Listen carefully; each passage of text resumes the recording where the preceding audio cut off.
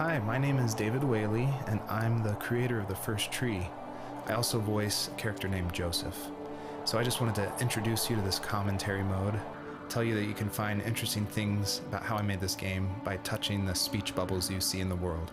So I hope you enjoy it.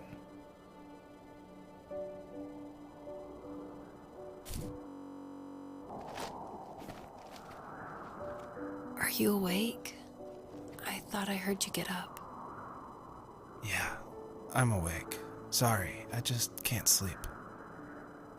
Are you thinking about him? Yeah, a bit. Usually get back to sleep, my love. I'm fine. No, it's okay.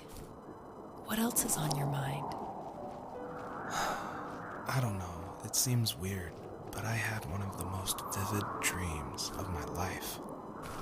I saw a fox on a snowy mountain, just looking confused and worried. Those eyes. I can't get those eyes out of my head. She was running in the windy snow, looking for something. Do you think it has to do with you and what's been going on? I don't know. It was just a dream, Rachel. They're not meant to make sense. A lot's happened the past couple days, that's all. Well, if you're not going to sleep anyway, you should tell me. I want to hear. All right. So it's usually at this point where people say something like, "This is not the kind of game I was expecting." And that happened a lot at PAX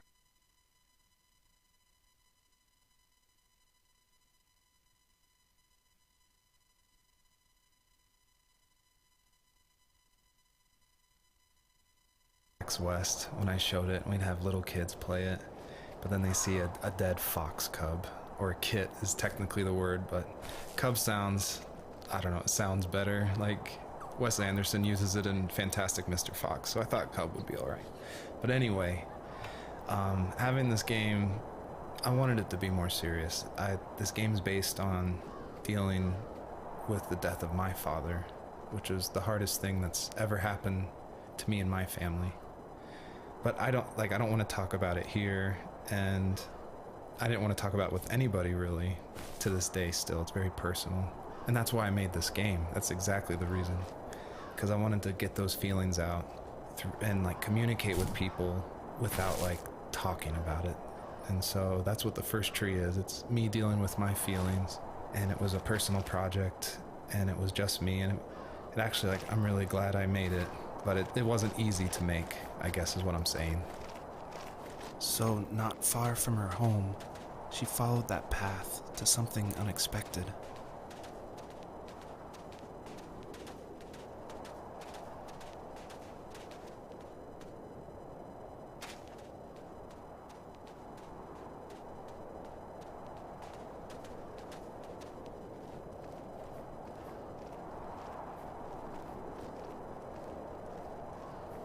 She couldn't stay, though. She had to find her other two children. So she took that path. She followed it towards something ancient. Something with answers.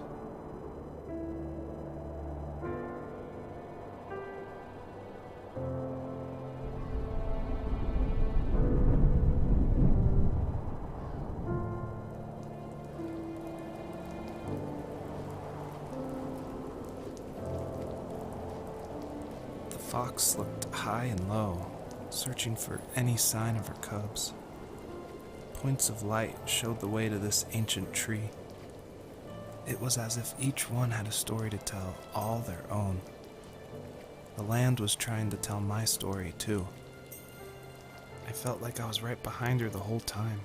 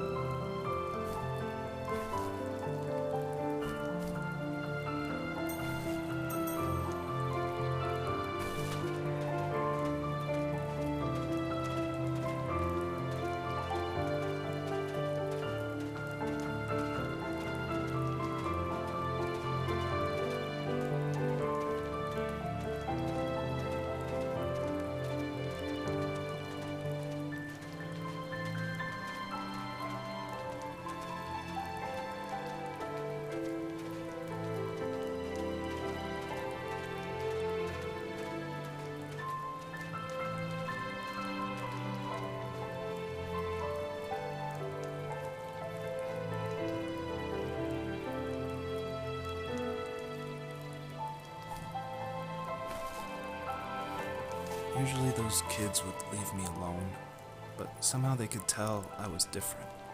They made fun of how far away I lived. They called my dad a sourdough. I was a blabbermouth as a kid, telling my dad stories I made up for hours. But after that show and tell, I didn't tell him much anymore. He didn't know exactly what was wrong, but his best guess was that the toys he carved weren't cool enough. He carved me a tank and tried to tell me what it was like to be in a real tank as a serviceman. I didn't know your dad was in the military. Yeah, in the army. The sad thing is that I'd pretty much forgotten until just now.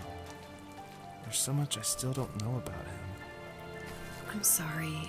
He knows how much you love him. You're going to see him again soon and have some closure, I'm sure.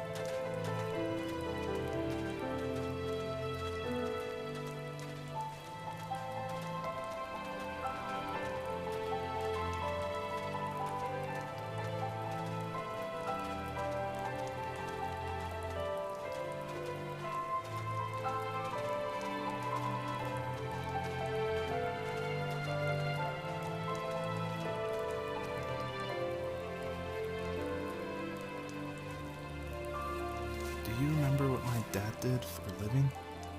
Wasn't he like a lumberjack? That's one way of putting it. If wood was a canvas, then a carving knife was his paintbrush. Even after working a 50-hour week, even after his hands were more splinters than skin. He would bring home the nicest piece of Alaskan weeping cedar and make me toys. That wooden train was the first toy I can remember, and I loved it. I just knew from a young age I was going to be a lumberjack, like my father.